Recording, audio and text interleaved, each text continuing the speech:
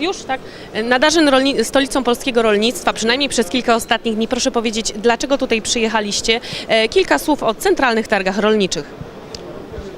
Uczestniczymy w targach rolniczych w Nadarzynie, dlatego że jest to wyjątkowa okazja, aby zaprezentować ofertę naszej firmy dla szerokiego grona odbiorców z regionu mazowieckiego, ale też nie tylko. Centralne targi rolnicze stają się powoli wizytówką targów czy wydarzeń branżowych, na które przyjeżdżają ludzie nawet z całej Polski.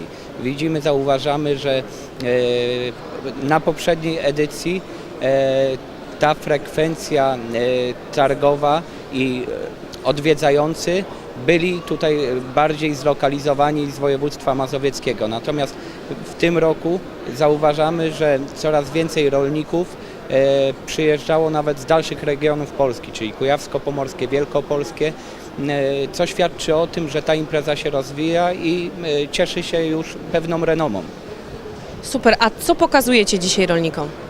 Nasza firma jest producentem ekologicznych użyźniaczy glebowych, organiczno-mineralnych nawozów, również zakwalifikowanych do rolnictwa ekologicznego, jak również nawozów naturalnych na bazie ekstraktu z hodowli dżownic. Super, dziękuję ślicznie i poproszę o wizytóweczkę, bo muszę jakoś...